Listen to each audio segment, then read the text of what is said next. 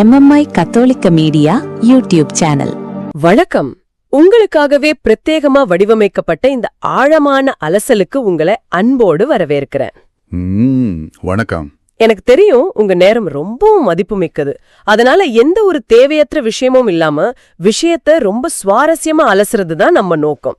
சரி, நேரா விஷயத்துக்கு வருவோம். கண்டிப்பா. இன்னைக்கு நாம அலச போற மூலக்குறிப்பு நம்ம எல்லாரோட அன்றாட வாழ்க்கையிலயும், அதாவது நம்மளுக்கே தெரியாம ரொம்ப ஆழமா பின்னி பிணைஞ்ச ஒரு விஷயத்த பத்தி பேசுது. ஆமா. தலைப்பு என்னன்னா, புனித வாரத்துல சமூக ஊடகங்கள்ல இருந்து விலகி இருக்கணுமா அப்படிங்கறது தான். இது ரொம்ப ஒரு முக்கியமான தலைப்பு. ஆமா, கொஞ்சம் யோசிச்சு பாருங்க. காலையில தூங்கி முழிச்சதும் நாம செய்யற முதல் வேலை என்ன? கண்ணு முழுசா திறக்கிறதுக்கு முன்னாடியே பக்கத்துல இருக்கிற போன் எடுத்து நோட்டிபிகேஷன் செக் பண்றோம். கரெக்ட். அது ஒரு பழக்கமாவே மாறிடுச்சு. அந்த போரோட மையப்புள்ளியில இருந்து தான் இன்னைக்கு நம்ம விவாதத்தை தொடங்க போறோம். இப்போ இதுல ரொம்பவும் ஆச்சரியப்பட வைக்கிற விஷயம் என்னன்னா, இது வெறுமனே ஒரு செல்போன் பயன்பாடு பத்தியோ இல்ல ஸ்கிரீன் டைம் பத்தியோ பேசுற ஒரு சாதாரண விஷயம் கிடையாது. ஓ, அப்ப வேற என்ன? இந்த மூலக்குறிப்புகளை படிக்கும்போது எனக்கு புரிஞ்சது என்னன்னா, இது நம்மளோட உளவியல், ஆழ் மனசு, அப்புறம் நம்மளோட ஆன்மீகம் சம்பந்தப்பட்ட ஒரு ரொம்ப ஆழமான கருப்பொருள். ஆன்மீகம் சம்பந்தப்பட்டதா? ஆமா. ஏன்னா நம்ம கவனத்தை ஈர்க்கிறதுக்காக பின்னாடி வேலை செய்யறது சாதாரண ஆட்கள் கிடையாது. பெரிய பெரிய டெக் நிறுவனங்கள்ல மனித மூளை எப்படி செயல்படுது, எந்த விஷயத்துக்கு அது ஈஸியா அடிமையாகுதுன்னு ஆராய்ச்சி பண்ணி அதுக்கு ஏத்த மாதிரி டிசைன் பண்றாங்க. அதேதான். ஒரு ஸ்லாட் மிஷின் எப்படி நம்மள திரும்ப திரும்ப விளையாட தூண்டுதோ அதே சைக்காலஜி தான் இதுக்குள்ளேயும் இருக்கு. ஒரு சின்ன சாதனம் எப்படி நம்ம ஒட்டுமொத்த சிந்தனையையும் ஆக்கிரமிக்குது அப்படிங்கிறத இந்த குறிப்புகள் ரொம்ப துல்லியமா காட்டுது. சரி, இத கொஞ்சம் விரிவாவே பாப்போம். பொதுவா நோன்பு இல்லனா விரதம் அப்படின்னு சொன்னாலே நமக்கு உடனே ஞாபகத்துக்கு வர்றது சாப்பாட்டை தவிர்க்கிறது மட்டும்தானே? ஆமா, பசியை கட்டுப்படுத்துறது. கரெக்ட். பிடிச்ச பிரியாணியோ ஸ்வீட்டையோ கொஞ்ச நாளைக்கு சாப்பிடாம தள்ளி போடுறது. இப்படிதான் நாம காலமா நோம்ப பாத்துட்டு வந்திருக்கோம். உண்மைதான். ஆனா நம்ம கிட்ட இருக்கிற இந்த குறிப்புகள் ஒரு புதுசான கோணத்தை முன்வைக்குது. அதாவது இந்த 21ஆம் நூற்றாண்டுல நோன்பு அப்படிங்கிறது சாப்பாட்டை பத்தினது மட்டும் இல்ல. அது ஒரு மனவெளி, அதாவது மனசுக்குள்ள ஒரு காலியான இடத்த, ஒரு மென்டல் ஸ்பேஸ உருவாக்குறத பத்தினதுன்னு ரொம்ப அழுத்தமா சொல்லுது. இப்போ சாப்பாட்டை விடுறத விட ஒரு டிஜிட்டல் பிரேக் எடுக்கிறது ஏன் இவ்ளோ பெரிய விஷயமா பேசப்படுது? இத நாம கொஞ்சம் ஆழமா புரிஞ்சுக்க வேண்டியிருக்கு. ஒரு காலத்துல மனிதர்களுக்கு இருந்த மிகப்பெரிய சவால் என்னன்னா உணவு தட்டுப்பாடு. ஆமா. அதனால உணவு தவிர்க்கிறது அப்படிங்கிறது ஒரு பெரிய தியாகமா, உடலையும் மனசையும் கொட்டுப்படுத்துற ஒரு விஷயமா பார்க்கப்பட்டுச்சு. கண்டிப்பா. ஆனா இன்னைக்கு நம்ம வாழ்ற டிஜிட்டல் உலகத்துல நமக்கு தகவல்களுக்கு பஞ்சமே இல்ல. சொல்லப்போனா தகவல்கள் ஒரு சுனாமி மாதிரி நம்மள மூழ்கடிச்சுக்கிட்டு இருக்கு. சுனாமி மாதிரி கரெக்டான வார்த்தை. காலையில எந்திரிக்கிறதுல இருந்து ராத்திரி தூங்குறது வரைக்கும் WhatsApp message, news alert, Instagram ரீல்ஸ்னு நம்ம மூளைக்கு ஒரு செகண்ட் கூட ரெஸ்ட் இல்ல. ஒரு சின்ன கேப் கூட கிடைக்கிறது இல்ல. ஆமா.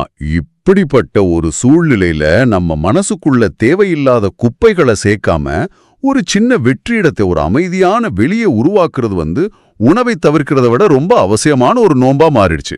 நீங்க சொல்றதை கேட்கும்போது எனக்கே ரொம்ப யோசனையா இருக்கு. இப்போ இது கேட்டுட்டு இருக்கிற உங்களை நோக்கி ஒரு கேள்வியை கேட்க தோணுது. ஆமாங்க, உங்களதான். இந்த நிமிஷம் உங்க சொந்த மனவெளி எப்படி இருக்குன்னு கொஞ்சம் கற்பனை செஞ்சு பாருங்களேன். ரொம்ப முக்கியமான கேள்வி இது. ஒரு ரூம்ல கண்டபடி சாமான்களை போட்டு நிரப்பி வச்சா எப்படி இருக்குமோ அந்த மாதிரி உங்க மனசு முழுவதும் பலவிதமான தகவல்களால நிரம்பி வழியுதா? உங்க மூளைக்குள்ள ஒரே நேரத்துல எத்தனை விஷயங்கள் ஓடிக்கிட்டு இருக்கு? இத நாம ஏன் கவனிக்க தவறோம்? ஏன்னா நம்ம மூளை எப்போ ஓவர்லோட் ஆகுதுன்னு நமக்கே தெரியறதில்ல. இப்போ ஒரு ரூம்ல இடம் இல்லாம பொருட்கள் நிரம்பிட்டா நம்ம தேடுற ஒரு சின்ன சாவியை கூட கண்டுபிடிக்க முடியாது இல்லையா? கண்டிப்பா முடியாது. அதே மாதிரிதான் நம்ம மனசும். தகவல்களால மனசு நிரம்பி வழியும் பொழுதுதான் நமக்கு அந்த மன அழுத்தம், ஒரு விதமான சோர்வு, எந்த வேலையிலையும் கவனம் செலுத்த முடியாத நிலைமை எல்லாமே வருது. ஃபோக்கஸ் பண்ணவே முடியறதில்ல. ஆமா. மருத்துவ ரீதியா பாத்தீங்கன்னா நம்ம மூளை அமைதியா இருக்கும் பொழுதுதான் டிஃபால்ட் மோட் நெட்வொர்க் அப்படிங்கிற ஒரு விஷயம் ஆக்டிவேட் ஆகும். அப்போதான் புது சிந்தனைகள் பிறக்கும், பழைய ஞாபகங்கள் சரியா ப்ராசஸ் ஆகும். ஓ, அந்த அமைதி ரொம்ப அவசியமா இருக்கு. ஆனா நாம தொடர்ந்து போனை பார்த்துக்கிட்டே இருக்கும்போது நம்ம மூளை அந்த அமைதியான நிலைக்கு போகவே முடியறதில்ல. அதனாலதான் சமூக ஊடகங்கள் இருந்து விலகி இருக்கிறத ஒரு மனசு சுத்தப்படுத்துற தேடலா பார்க்க சொல்றாங்க. இங்கதான் விஷயம் இன்னும் சுவாரஸ்யமா மாறுது. இந்த குறிப்புல ஒரு அற்புதமான வார்த்தையை பயன்படுத்திருக்காங்க. அத நான் கண்டிப்பா சொல்லி ஆகணும். என்ன வார்த்தை அது? டிஜிட்டல் துறவரம். ஆஹா, டிஜிட்டல் அசெட்டிசம். அதேதான். பொதுவா துறவரம் அப்படின்னாலே எல்லாத்தையும் விட்டுட்டு காட்டுக்கோ மலைக்கோ போய் சாமியாரா வாழ்றதுன்னு தான் நாம நினைப்போம். ஆமா, அதுதான் பொதுவான எண்ணம். ஆனா இந்த டிஜிட்டல் துறவரம் அப்படிங்கிற கான்செப்ட் கேக்குறதுக்கு நல்லா இருந்தாலும் இது நிஜ வாழ்க்கைக்கு சாத்தியமா? எனக்கு ஒரு சின்ன சந்தேகம் வருது. விசேஷ நாட்கள்ல புனித வாரத்துல நம்ம சொந்தக்காரங்களுக்கு வாழ்த்து சொல்லணும், இல்ல சில ஆன்மீக நிகழ்ச்சிகளை லைவா பார்க்கணும்னா கூட போன் தேவைப்படுதே. அப்போ மொத்தமா எல்லாத்தையும் கட் பண்ணிடுறது கொஞ்சம் அதிகப்படியான ஒரு விஷயமா தெரியலையா? அது ஒரு நியாயமான சந்தேகம்தான். ஆனா டிஜிட்டல் துறவரம் அப்படிங்கிறது உங்க போனை தூக்கி குப்பையில போட்டுட்டு காட்டுக்கு போறது கிடையாது. அப்போ அது எப்படி செயல்படுது? இத ஒரு பரந்த கண்ணோட்டத்துல பார்க்கணும். பழங்காலத்துல துறவிகள் ஏன் காட்டுக்கு போனாங்க?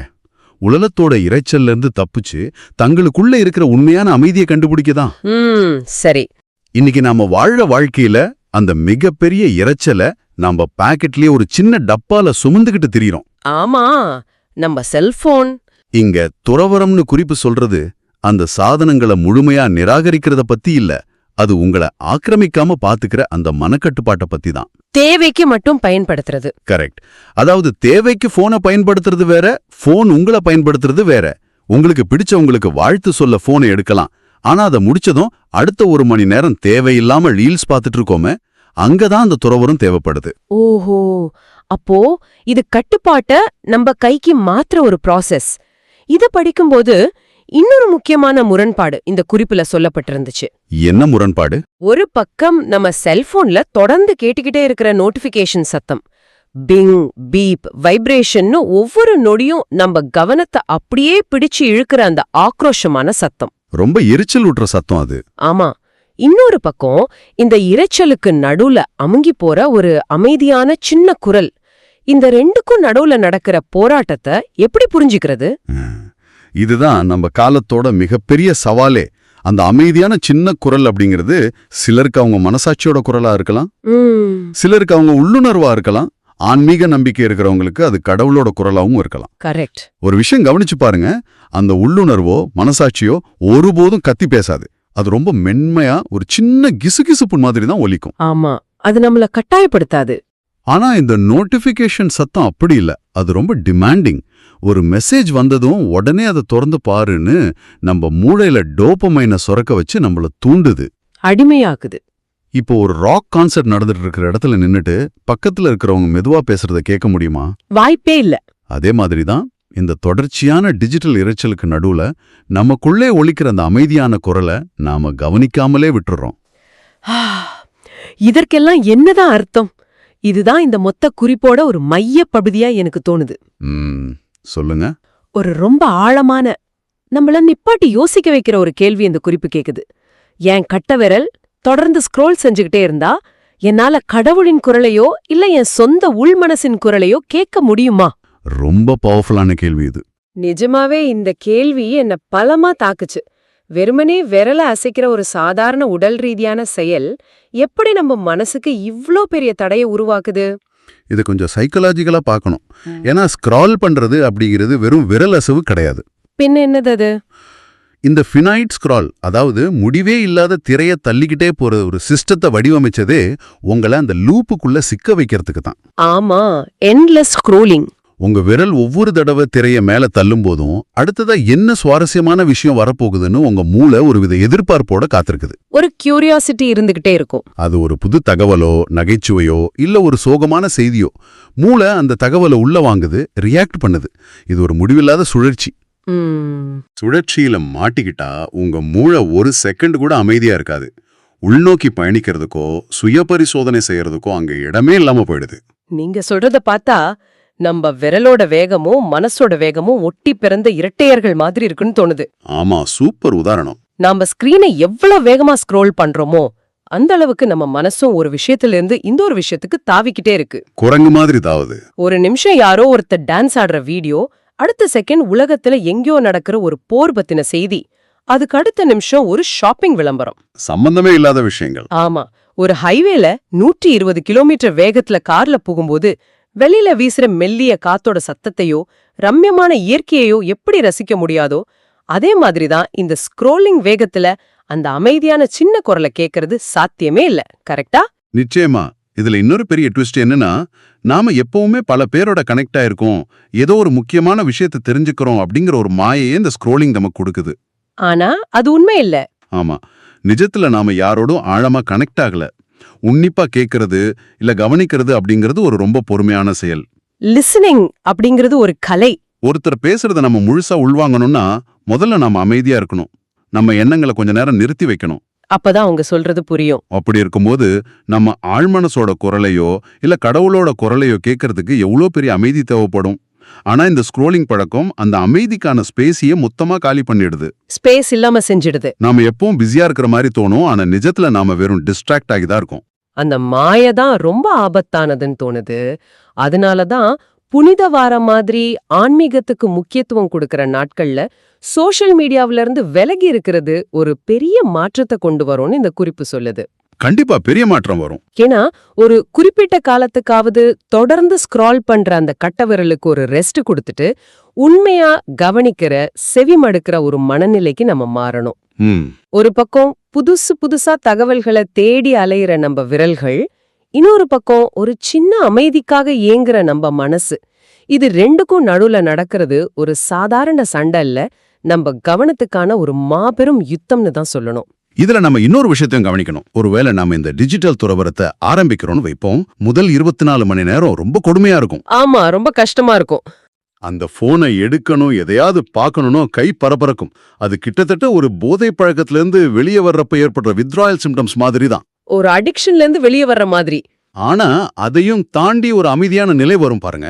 அப்போதான் நாம யாரு, நம்ம உண்மையான எண்ணங்கள் என்ன, நம்ம வாழ்க்கை எந்த பாதையில போயிட்டு இருக்குங்கிறதெல்லாம் நமக்கு தெளிவா புரிய ஆரம்பிக்கும். ஒரு கிளாரிட்டி கிடைக்கும். வெளியில நடக்கிற அத்தனை விஷயத்தையும் தெரிஞ்சுக்க துடிக்கிற நாம நமக்குள்ள என்ன நடக்குதுன்னு தெரிஞ்சுக்க இந்த ஸ்கிரீன்ல இருந்து பார்வையை விலக்குறது ரொம்ப ரொம்ப அவசியம். வாவ், இது உண்மையிலே ரொம்ப ஆழமான ஒரு பார்வை. நாம இந்த விவாதத்தை முடிக்கிறதுக்கு முன்னாடி இதுவரைக்கும் இந்த ஆழமான அலசல்ல நாம பார்த்த முக்கியமான விஷயங்களை ஒரு முறை சுருக்கமா தொகுத்து சொல்லிடுறேன். நிச்சயமா. நம்ம வாழ்ற இந்த டிஜிட்டல் யுகத்துல நம்ம கவனத்தை ஈர்க்கிறதுக்காக எப்படிப்பட்ட ஒரு சைக்கலாஜிக்கல் ஃபோர் நடக்குதுன்னு பார்த்தோம். ஆமா.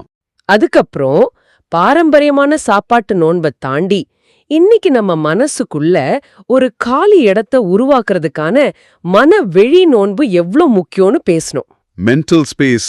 அடுத்ததா டிஜிட்டல் துறவரம் அப்படிங்கிறது போன தூக்கி போடுறதில்ல, அது நம்ம மன கட்டுப்பாட்டை பத்தினதுன்னு புரிஞ்சுக்கிட்டோம். குறிப்பா அந்த முரண்பாடு.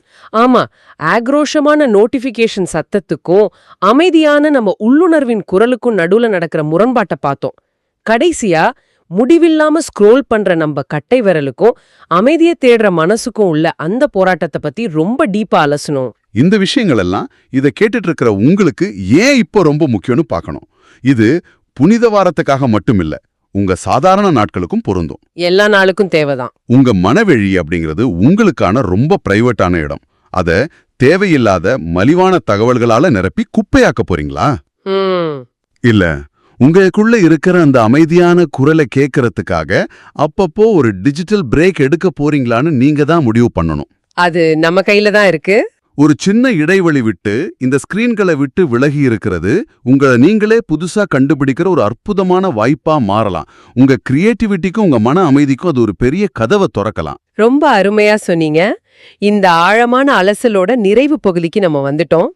விடைபெறத்துக்கு முன்னாடி இன்னைக்கு நாம பேசின விஷயங்களை வச்சு ஆனா குறிப்புகள்ல நேரடியாக சொல்லப்படாத ஒரு முக்கியமான சிந்தனைய உங்ககிட்ட விட்டுட்டு போக விரும்புறேன். சொல்லுங்க.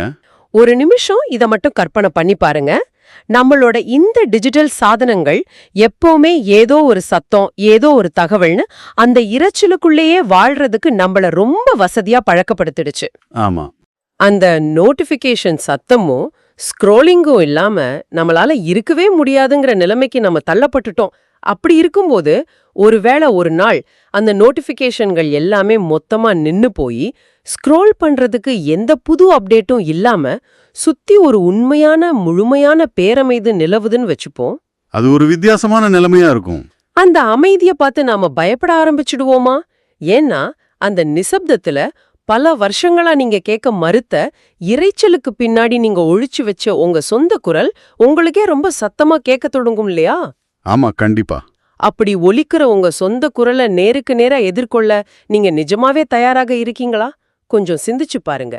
மீண்டும் இதே மாதிரி சுவாரஸ்யமான மற்றொரு ஆழமான அலசல்ல நாம சந்திக்கலாம்.